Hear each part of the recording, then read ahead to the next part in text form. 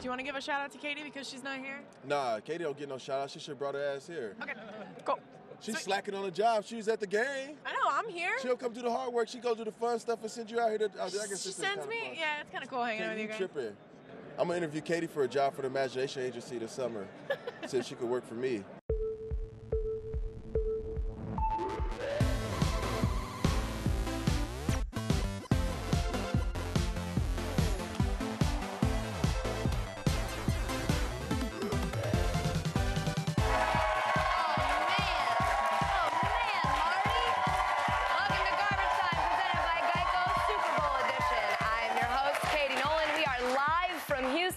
Almost halfway through Super Bowl week, and somehow it feels like the game is still months away.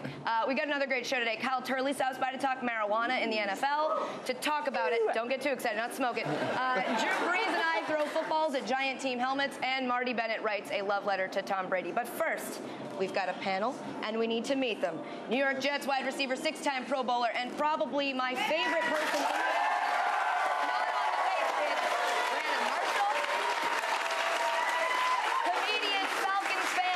mother's favorite person on this television program, Sarah Tiana. And lastly, back from a debilitating fake pulled hamstring yesterday, Nick Wright. How's it doing? How is it? Your leg, is it okay? The recovery from a fake injury is always the toughest. Yeah. And so I'm powering through today. Good. Well, we're here for you, and we're happy to have you. Let's get right into it, guys. We are smack dab in the middle of a week of storylines and conversations about the matchup on Sunday, and there's one I found particularly interesting, and that would be the LA Times trying to make the Super Bowl more dramatic by calling it a matchup of good versus evil, featuring, quote, cheating Brady versus wide-eyed Maddie, which is probably the most ridiculous lead I've ever heard. Everybody knows where I stand on this as a Patriots fan, but Brandon, you actually play in the NFL. I don't know if you know that. Does that make sense to you as a player? Well, give me some background. What are they talking about, good versus evil? That people hate the Patriots because they're cheaters. That the Falcons aren't, although I think they pumped crowd noise into their stadium. Can't hear you. That's because all the fake crowd noise. Yeah. So yeah, is this like a thing that we do, the media, and that the players are like, this is not the case? I guess my question is, who isn't evil, right? Like, preach. I mean, I'm gonna be totally honest. I may be going a little too deep too soon. I mean, we got like another 58 minutes. Dive right in. But oh my gosh, this is one of the most corrupt environments that you can be in. Entertainment, sports. I mean, we're talking about starting at the youth level in sports. It's so corrupt, it's so volatile. Everybody's evil to me. Yeah. Especially Bill Belichick, because don't you, I can kind of see him just rubbing a cat a lot. I just imagine that's what he does in the locker room. Is that an Inspector Gadget callback? Yeah. Well, yes. Are the Patriots like that evil to you? I can't be unbiased on this. I went off on Deflategate for 20 minutes on Monday. I would probably root for Russia in the Olympics before the Patriots. Really? Wow. Wow. But are you auditioning for a place in our president's cabinet right now? Yeah. Like, is that what's happening? We're in Texas. I forgot. Bingo. So, all right, help me. In the last decade, right, the Patriots have been caught up in one scandal, and that's the deflated footballs. Yeah. The science behind that is very questionable. The league's execution of that was laughable. And so in my eyes, what we have is one team has simply executed better than everyone else. One team also, because of film study that I know Brandon can speak to, because they look for every available, I don't want to say shortcut, but every available path to victory. They do things like the different formations against the Ravens a couple years ago that were not against the rules, just up against the edge of the rules. Yeah. And so you combine that with the fact that because they're so good, they've been in the spotlight. You combine that to the way the league botched what I think was a real scandal in Spygate, and because they botched it, none of us really know what happened because they burnt the tapes, literally burnt the tapes. That's always a cloud hanging over it. And so because of all that, we just have this trope that the New England Patriots are cheaters. And then, and I was told I'm not supposed to attack people, but opinions. So an incredibly lazy opinion, but I'm sure a very diligent writer in Bill Plaschke. What we have is this trope, it's good versus evil, it's bad, it's nonsense. It's lazy. Of course it's lazy. But look at Deflategate. Didn't they Deflategate by coming out this year and making it to the Super Bowl? Their balls were perfectly fine this year. Yes, they were. They deflated Deflategate. I checked them before every game. I always want to hear Brandon Marshall talk about perfect balls. This really just makes my day. But here's the thing. I definitely, I think that they're evil in the sense that they're, a necessary evil, though, because the Patriots are the best. That's why everybody hates them. That's why it means a lot to beat them as a team. And I think that the Falcons aren't necessarily good as much as they are an underdog, and we just hate the Patriots because they win all the time, especially in life, because they're white. The Patriots were the underdog for a really long time.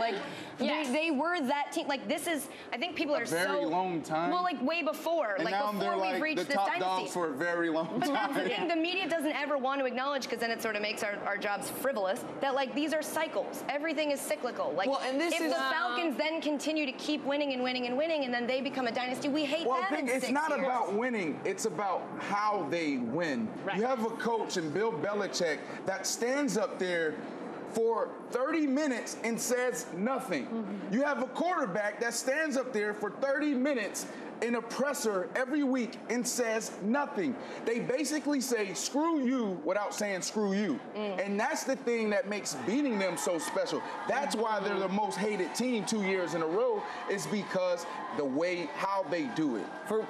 Let me add this, though. For people that think, no, the Patriots are inherently bad, it's not the media, it's not a bias, it's that the Patriots are cheaters. Around the same time that Deflategate happened, which again, it's the only real scandal they've been involved in a decade, that there were 2 other rule-breaking incidents. What about this? The Falcons piped in crowd noise. By a man named Roddy White. People go past that fact. It wasn't the receiver. The Falcons had 2 people that worked for their team named Roddy White. This bothers you a lot. That's insane. Have you ever met a Roddy in your life? They had 2 Roddy Whites. They fired one, and then the other one, I think they fired 2. I don't know. They stopped showing up. But Retired. Like 2 Roddy Whites. Sorry, carry on. No, that's fine. So the Falcons are piping in crowd noise. The Browns are texting from the booth. The Patriots are deflating footballs, right? Go. If we played musical chairs with those 3 violations, the texting, the crowd noise, the deflation, whichever one landed on the Patriots would be the one that becomes a giant controversy. It wasn't about the crime. It was about the criminal. If it was true, if the Patriots are texting from the booth, that's the big deal. If the Patriots are pumping in crowd noise, that's the big deal. Which tells me from the beginning, we've already reached our conclusion. But if it's a history, isn't it valid, though? If there's a history? But my question is, how much of a history do we really have? We have Spygate from 15 years ago. And that was flimsy, let's be honest. Right, and people still think that it's a controversy that it wasn't. Well, because first it came out that they taped the Rams walkthrough before the Super Bowl, and that was proven to be false. But nobody listens to the follow-up, and everybody's like, oh, they taped the Rams before that Super Bowl. No, they didn't, and it was proven that they didn't. But you want a reason to hate, oh, why did they win against the greatest show on turf? Because they cheated. Because otherwise, it would have to be that they were really good, and nobody wants to admit that. Brandon, my point would be this. Since Spygate, because they've won so much and because Spygate was a real thing, they have had a spotlight on them unlike any other team. Correct. And the closest thing you can get on them is a potential, possible, scientifically questionable deflation of footballs. All the other stuff's innuendo. It's, when we're in New England, it feels like our headsets go out. We got to erase the whiteboards. It's a lot of conjecture. I feel like that if the people are after you, right? If the feds are like, we know you're doing wrong, we're gonna keep an agent on you, we're gonna keep watching you. Boy, do I know what that feels like. Exactly right. And the worst thing they can catch you on is alleged jaywalking, and maybe you underpaid your taxes a little bit, then maybe you weren't doing that bad to begin with. But you have to take the good with the evil, because as much as people hate them, they also only predict them to win the Super Bowl. Because they're great. Which is super unfair. Yeah, that's true. And I feel like the Patriots are like the Lannisters. Everybody hates them, but they make good TV. They make good TV. They do make good TV. But they don't say anything. Yeah. They make great TV. Yeah. You said that everybody every league or the whole league is evil. If you had to pick which franchise, as a player who knows more than we do, is actually the evil franchise, who would it be? Oh, man, all of them. All of them? We're going to bail you out and let you say all of them? All of them, Not yes. the Cowboys? Jerry Jones. I can't go there right now.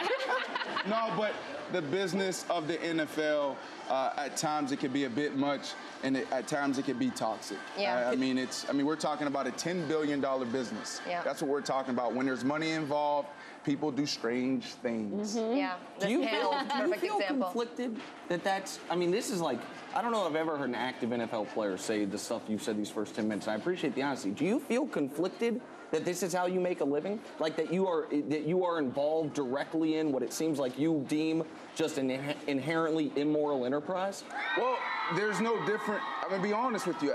There's no separation between sport and entertainment and politics and corporation. It's all the same. When money gets involved and people get involved, people do strange things. That's the best way I can describe it. Like so for elect reality stars. Yeah, I mean, we look at just how the narrative in our media, how we cover sports, right? Like we put our athletes on a totally different pedestal, and we expect them to be these superheroes when we're not, and we try to hold them to a standard that we don't even hold ourselves to, you know. And I just think that it's time for us to look at how our relationships are between the media and athletes and players and ownerships, because it's really toxic. Yeah, I totally agree. Yeah. And that's not just football, that's all sports. Yeah, no, I completely agree. I would love to let you keep talking, but we got to get to the next story. Sure. Moving on, Jets wide receiver Brandon Marshall, I've never heard of him, was very vocal about wanting the Jets to re-sign Ryan Fitzpatrick last year. This year, though,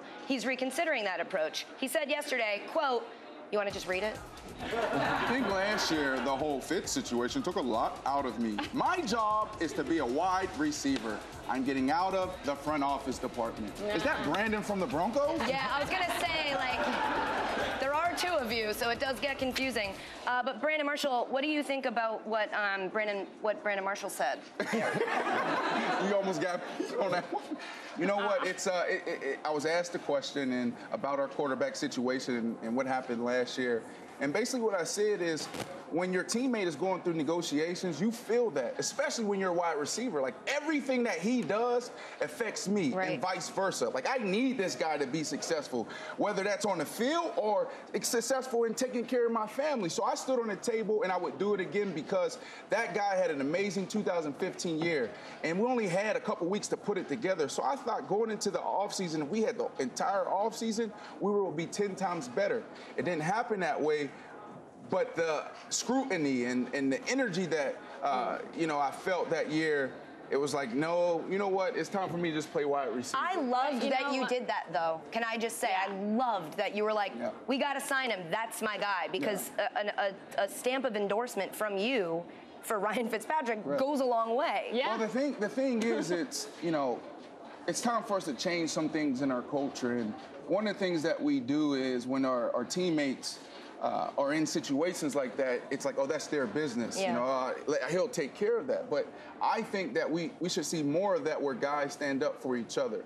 And that's why I did it, is because I believed in him. He's my teammate, and we fight every single day together, every single Sunday together. And whether it's on the field or if it's at the board table, we should be doing the same thing. I really took your advice to heart, because I made him my fantasy quarterback. So did I. So did I.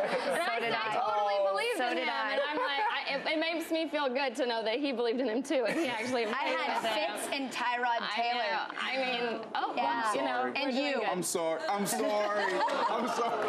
You didn't go to the playoffs either. I got close.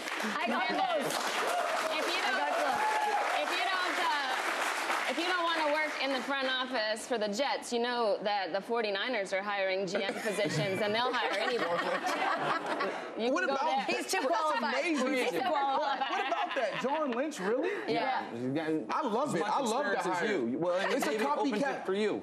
Well, I'm not going to go down that path. I'm doing the things I love right now, but I love outside the box thinking. Again, we're talking about this culture and this tradition that we have in the NFL, and we say that it's a copycat league, right? So that means whatever Bill Belichick is doing, because he won the Super Bowl, the Falcons done. Deferring the coin toss. We're going to do the same thing. We're going to hire hire their guys. But how does that work out usually, right? Right. So I love guys doing their due diligence and scanning the league, scanning the entire universe, and figuring out ways that they can do it their way. And I commend the 49ers for that. The Jets this year, to get back to like the Ryan Fitzpatrick part, it was an example of a change in football that I don't like. Football, like different sports, there are reasons that they're great, right? Baseball, it's probably the history of the game. Basketball, it's the artistry and the individual greatness of select players.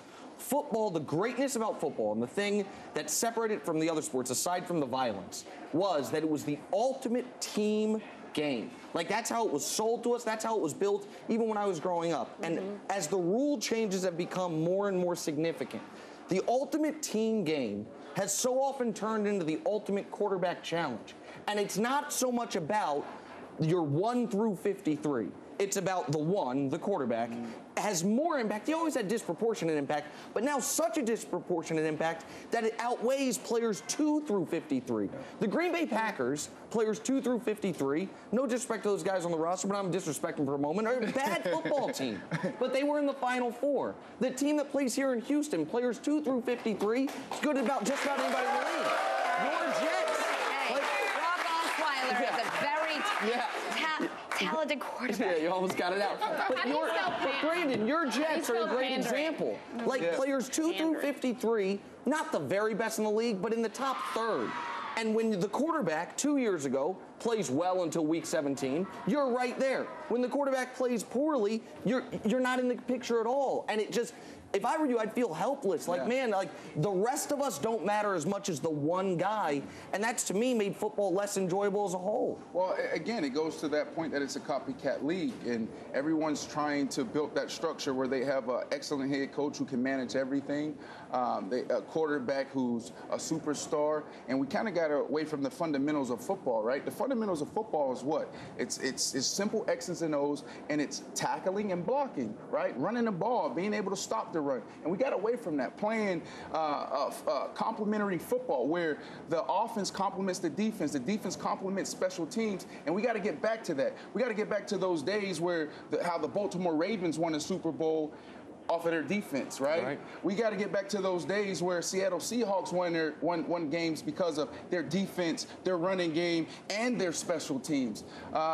So I think there's hope because there's a lot of bright minds now figuring, like the 49ers saying, you know what, enough of trying to do it this way. We're going to go do it our way, and people will figure it out. Yeah, well, everybody's let's going on the boat. Yeah, let's hope so. Coming up, guys, there's a bunch of giant helmets right outside of here, so I got Drew Brees to throw footballs at them. We'll be right back.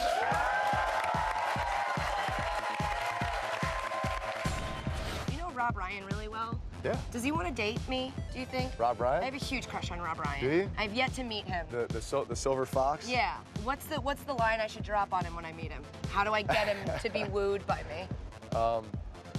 Tell him that you have another cover zero defense that you want to show him. Okay. Yeah. That sounds like a euphemism. I like it.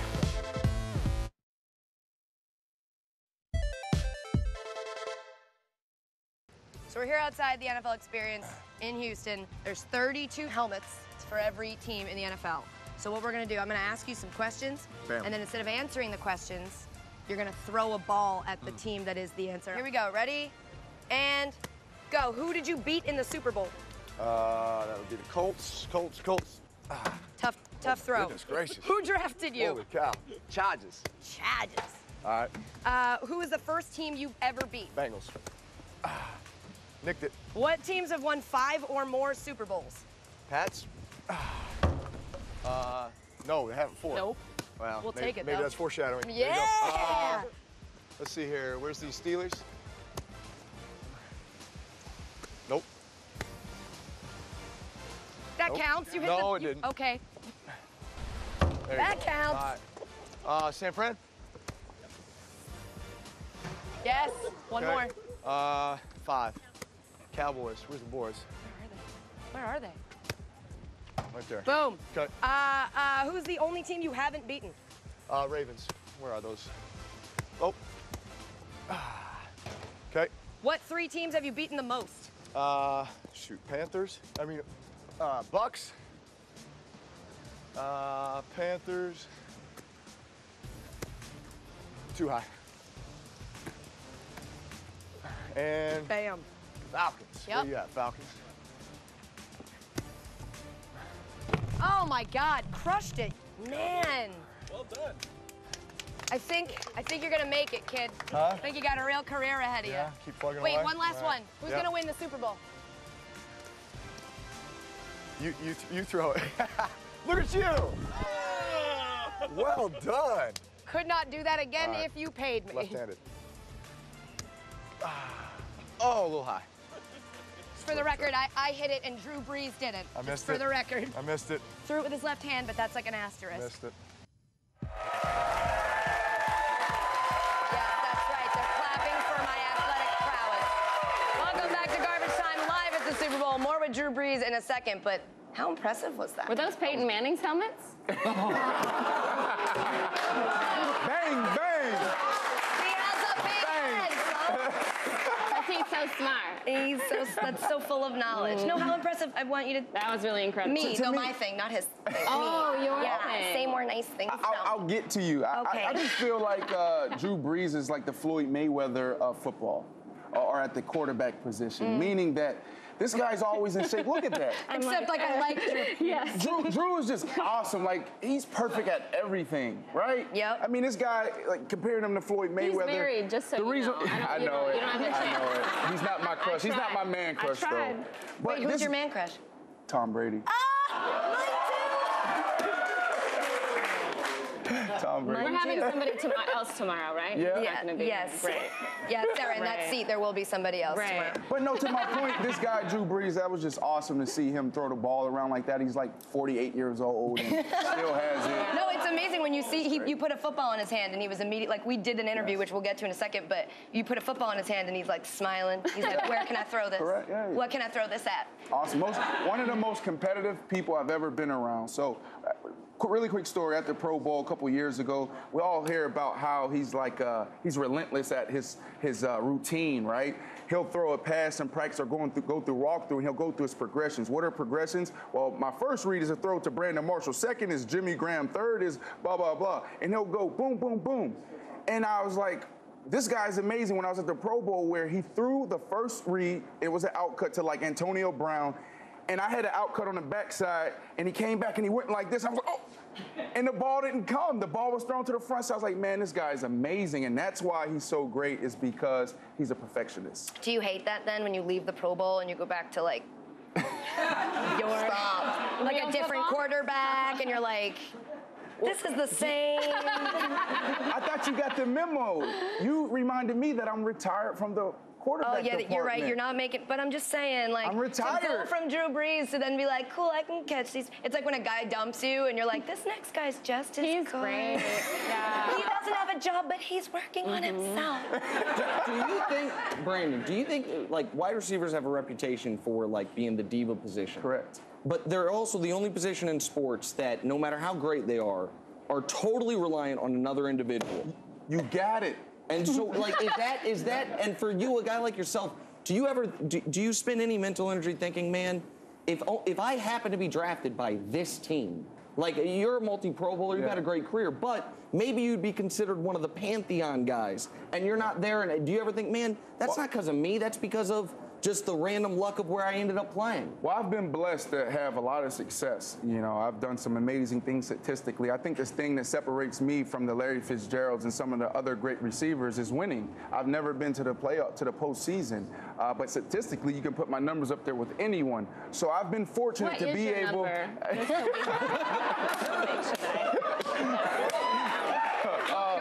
Six Pro Bowls, 10 different quarterbacks. But no, I've been able to be productive and play at a high level no matter who is throwing me the ball. But you got it. Everyone calls wide receivers divas, but we are the only position on the football field that's dependent on someone else, whether that's the offensive coordinator calling your number, or the quarterback. The quarterback throwing you the ball, throwing it the right place, offensive line blocking. So there is some selfishness there. I had some selfishness there. Like, you know, there's a lot of money in this game, and you need to establish yourself. But you have to be able to see the difference between the player who's selfish or the player like Odell Beckham who's saying, throw me the ball. Passionate, he wants throw me it. the ball because I want to win. And guess what? If you throw the ball to Odell Beckham, you guys will win. Yeah, good point. But what I've learned, the thing that I've learned is, okay, instead of going to the offensive coordinator or the quarterback and saying, you need to throw me the down ball, you go to the offensive coordinator, quarterback, and you say, look, man, what can I do to help the team out? Yeah. Like, is there any other routes or what am I not doing? I just want to help the team win. Yeah. And that's when they usually hear it differently. They don't hear it as throw me the ball, me. Yeah. But that's a process. Brandon, and throw me it's the tough. ball. Give me a ball. Give me a ball. Oh, Where's God, the ball? no, nobody here is qualified. Well, actually, you're used to that. No. Burnell is. Before I made Drew Brees throw all those footballs around this morning, we did talk about a bunch of stuff. We talked about the game Sunday and the fact that his kids' favorite players are not Drew Brees. Check it out. Ah! Right this way. We'll just stand out in front of my bus. In front of your bus? My bus here. Is this your favorite play right here? Yeah. Drew, thanks for doing this. Yeah, no problem. I appreciate it. Good to have you back. You had another amazing season. How do you keep being so good? Well, I've got great guys around me. I love these young receivers that we have. Offensive line played phenomenal this year. I think I got the best head coach in football, Sean Payton, and I'm really excited about our team. And we're close. We just got to keep plugging away. If you were GM of the Saints tomorrow, what sort of moves are you making to make sure that next season this happens and these talents don't go to waste? Yeah, I don't know if it's about moves more so than it's just, you know, you draft well. College guys now more so than ever are able to step in and be really, really productive and really make a difference. Look at what the two Cowboys rookies did this year, Yeah, you know, and Dak that's Prescott true. and Ezekiel Elliott. I just got back from the Pro Bowl with those guys. How was the Pro Bowl? It was fun. It was a lot of fun. Intense this year. I got to be reunited with Jimmy Graham and Darren Sproles for a week, that which was was so awesome. nice. My kids are in an age now. My boys are 8, 6, and 4 years old, so they're in an age where they're diehard football. So I took them to practice just about every day. They're running around the locker room, like taking gloves out of Odell's bag and Richard Sherman's bag, and those guys were awesome. They'd sign them for them. They'd play catch with them. Who are your boys' favorite players in the league?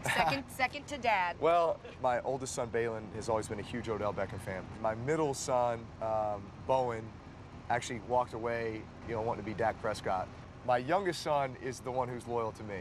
So whenever they're figuring out what jerseys to put on, my youngest son always throws on Dad's jersey. So he's my favorite right now. So you got to play the Falcons twice this year. Yeah. How do they match up with the Pats? It's hard to score 40 points every week. Yes. Which those guys have pretty much done. So it's a big testament to what Matt Ryan's been able to accomplish, and just really that whole group. That O-line is playing great. They got two really, really good running backs that are very versatile, can do everything. Julio Jones, one of the biggest playmakers in the league, but then you look across their receiving core, and all those guys are making plays. Yeah. And Matt spreads it around. 13 different tight receivers ends are playing great. catching touchdowns. Defensively, they're getting after you in the pass rush. Yeah. And, despite having Trufant out at the corner position, those corners are playing very well. Patriots are the Patriots, I mean, these guys are so consistent. Yeah. They game plan so well each and every week on both sides of the ball. Tom Brady is one of, if not the best to ever play the game. So those guys are special. So who's going to win the Super Bowl, Drew Brees? I don't make predictions. You don't make predictions? No, I don't, because we play both these teams next year. Oh, so it's I'm not trying to give anybody any extra fodder. He just whispered the Patriots to me. Like he did it with his eyes. His Are you a eyes were Pats like, fan? Yeah.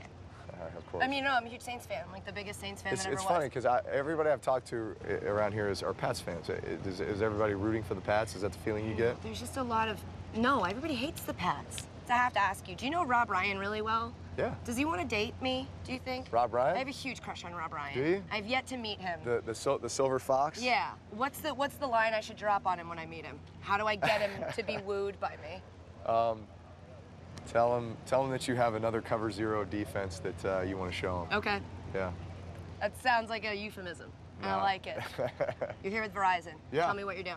The Verizon Foundation is actually doing some really interesting stuff right now with just encouraging kids to get excited about science, math, technology, and just how it relates to our game. I mean, really how it brings our game to life. Giving kids hands-on access to that, inspiring them to want to be involved with that, providing role models and inspiration for them to do that is something that the Verizon Foundation is doing a great job of.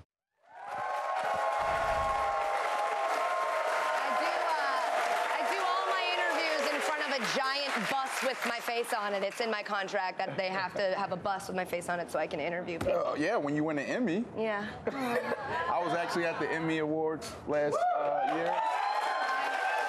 He's reading a script right now. It's in the prompter. He's like, I've been told I have to mention the Emmy. All right, guys, up next, Kyle Turley is here, and it looks like he's down in the garbage time Super Bowl practice field.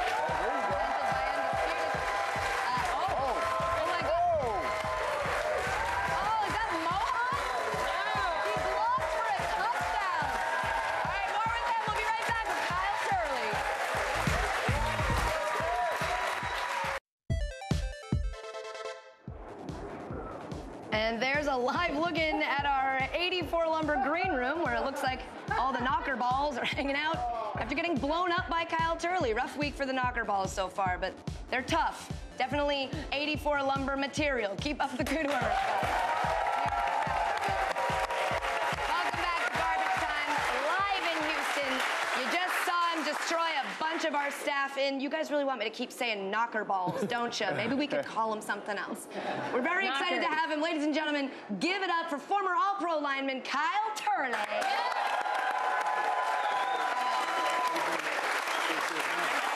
Hello.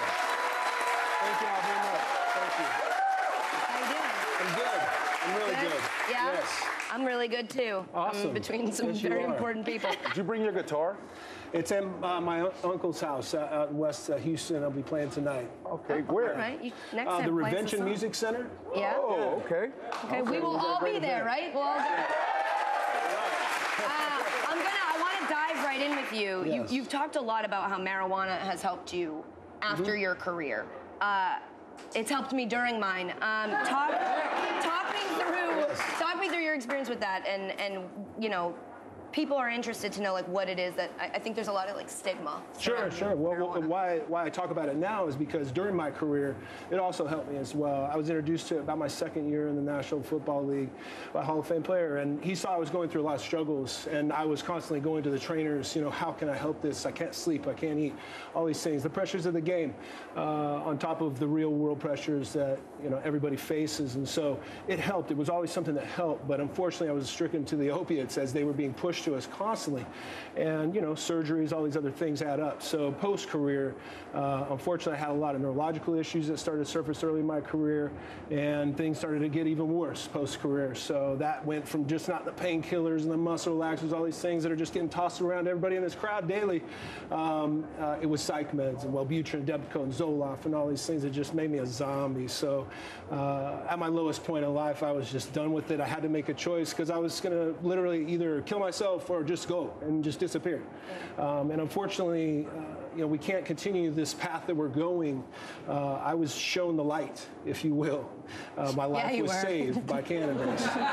And it was because I made an informed choice, educated choice on how to use this and what works and what doesn't, just like they're trying to do in these doctors' offices. And so I can't not help but speak about it because it saved my life, and I know personally and what it's done for me, and I've seen it. I've been a witness to so many others of how this can help our game. We are, you know, we don't need to be where we are right now, and that's the truth. It feels like if the NFL were to embrace this, which they absolutely should, it sounds like from your experience, they would have to both endorse a drug that isn't legal everywhere in the United States yet, and also admit that football causes mental health issues. So do you feel like that's ever going to be a thing that the league will do? Unfortunately, I'm going to receive probably a large settlement come June because I've been diagnosed with early onset Alzheimer's disease. So what science tells us about cannabis is that it can help a myriad of issues in our society. And so we need to change this discussion from drug and pot and marijuana to the scientific terms that it should be discussed in and the platforms it should be discussed around. And that's how it helps people and it heals people. And not one person in the history of the world has died from using this substance that is considered worse. That's right. And I personally don't understand how the game can survive when our best and our brightest, how coaches like Bruce Arians, these others can sit there. We all want to promote the game. We all want to talk about the game. But how can we sit there and say this builds such great men to see our best and brightest choose bullets over the first ballot Hall of Fame induction? And my good friend Junior Seau, and just losing my good friend Kevin Turner to ALS, and all these myriad of diseases that unfortunately football seems to be inherent with. Whether we want to admit it or not, the statistics are there. And so we have to do something about it. Yeah, Nick, you've got a strong opinion on this. So I want to say on the front end, I think the way the league incentivizes players to use truly dangerous, truly addictive substances and penalizes players for using a much safer alternative is shameful.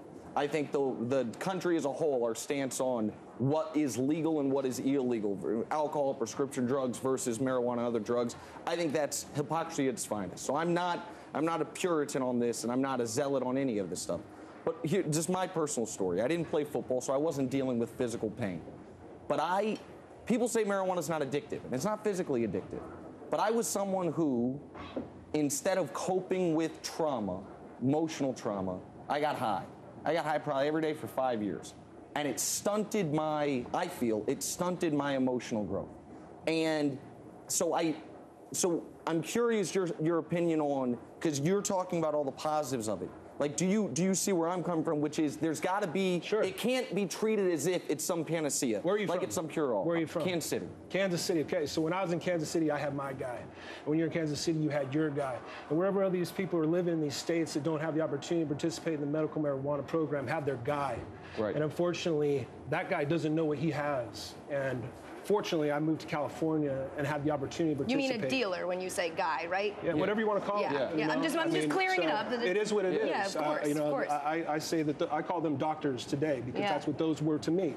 I almost lost my life to opiate addiction and to psych meds that have horrific side effects. So whatever you're using it for, even that you probably just were using some bad indica weed that, I'm sorry, it's just not good. And there's a lot different opportunities for you in different strains and how we understand this. This is why I speak about the science. We have to stop talking about this and I just got high. At the end of the day, you weren't using it recreationally. I don't believe anyone uses marijuana recreationally because you're using it to deal with something because your life isn't what you want it to be completely sober. So whatever it's alcohol, whatever, what have you.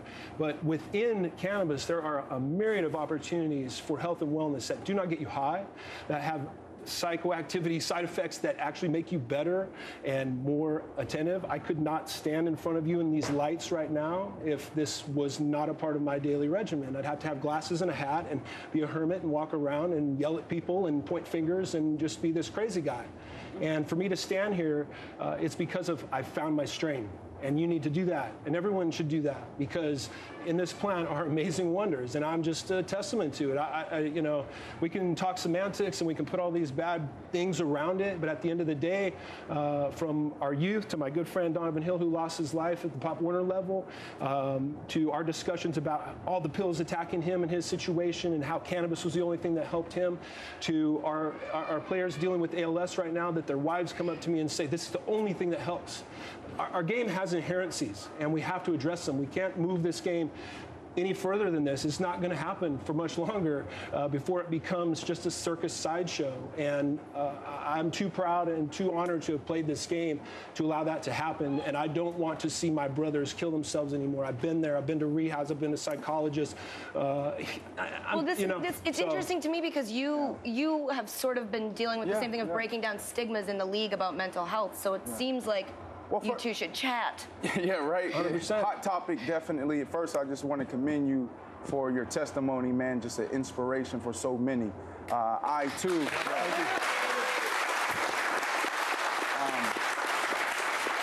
Really quickly, because we have to go to break, but I will say this, that I, too, have my own fights with mental health, and I understand and I get it. But I will say this to both of your points. I'm in the NFL. I was drafted in 2006. When I came in, I knew nothing about prescription medications. I knew nothing about Toradol. Toradol is a hot topic, one that we talk about a lot in this discussion. Well, I remember at times when I was with the Denver Broncos, walking in a team hotel and seeing this room and a line of people sitting there getting shots in their butts, right? So I say that to say this. I've been in the league for 11 years, and the culture is changing. I don't know if it's where we need to be, but I want to be fair to the NFL. I want to be fair to our team doctors and our teams, because now we don't get shots anymore. Most teams don't do it. Most teams fight you to give you a pill, a Toradol pill. And even on that, they used to give you a whole box of them. Now it's, man, we can only give you one or two. So I want to be fair to the NFL and our team doctors, because some of them are great guys to me. I had some bad team doctors I don't like. No, my guys were awesome. I want to say that the culture is shifting in a positive way. Sure. And you guys are a huge part of that. And thank you for being so honest and for sharing your story. And hopefully we'll start making some real progress. I hope so. Yeah, me too. We can start saving this game. Yeah, absolutely. Yeah. Coming up, guys, everybody loves Tom Brady, and we're going to find out just how much. More Garbage Time live from Houston after.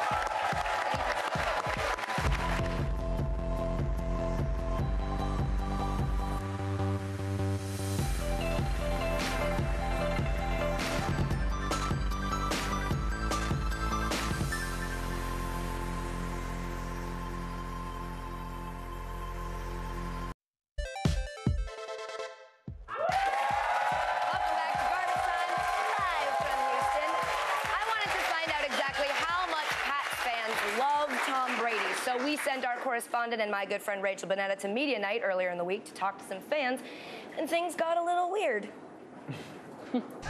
Hey, Katie. You know, there is a lot of hate in the world right now, especially directed towards Patriots and Tom Brady, but that ain't the full story, okay? So I'm here. I'm going to talk to some Patriots fans to see if I can feel the love.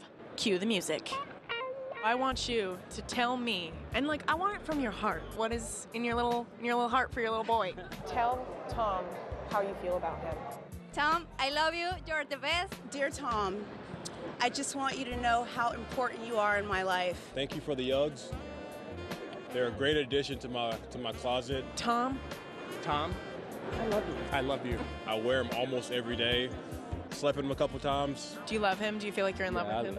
Not in love. Let me fix your hair. Oh, okay, geez. yeah, you're good. You're good. Zip this up maybe a little bit. Okay. Could you say love you like a friend, huh? Yeah, I love you like a friend, Tom. Tom, what's up, man? Appreciate everything you've done for me and throughout the 3 years. It's been fun, man. I do a lot of yoga, hot yoga, and how would you spend your time together? We go bowling. Would you give Sophia here a hall pass for Tom Brady? Oh, yeah. Would you give Tiffany a hall pass for Tom Brady? Absolutely, 100%. Tiffany, you're good, girl! Can I just see you in your nothing? I love you. Those soft hands when you throw me the pass, long distance, as I'm running down the sideline with the men chasing me, wearing tight pants, with my shoes tied really tight so that I don't trip and fall. And people watching us while we do this and making it really, really strange for us. I miss those moments, Tom. Tom, I love you. Tom, I miss you. Tom, I'm with you. Yours, truly, and always and forever, Marty.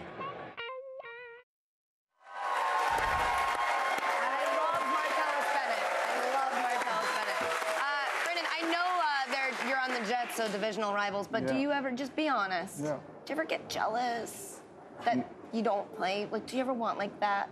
Do you want what him and Marty have? I had it. Fitz Magic. What are you talking about? Yeah. 2015. We're still calling him that? Yeah, I mean, it was a fling. It was a 1 year fling, but sometimes I had magic is quick. It happens in the blink of an eye, and then it's gone. Abracadabra. You just look for the consistency, Abracadabra. Coming up, more Garbage Time live from Houston. Don't go anywhere, okay, guys?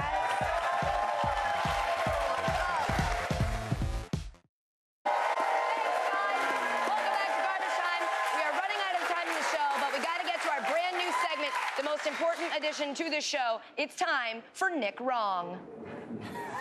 I wish there was music. Nick Wrong? Yeah, Nick, you weren't necessarily wrong, but earlier this week it seemed like you were a little hungry. Mm-hmm. Okay. Yeah. Let me see. Play the video now. Because Tom Brady has to be very milquetoast and careful. His dad doesn't. Please don't ever say milk toast on our show. Okay, ever. my It's bad. just like it makes me think of like milk and also toast. The way the NFL handled it was so ham-handed. Another thing I probably shouldn't say on your show. Ham-handed milk toast. I'm just trying to get Are them all you hungry? in. Someone close to me, if I'm hamstrung where I can't say something. Again, with the ham. That's a good point. That's 3 in a row. I'm going to try to get 5 in before the end of the show. Yeah. Also, they missed one where you said that it was hamstring. You blew your hamstring, which made you a chicken because you faked it. Oh, no,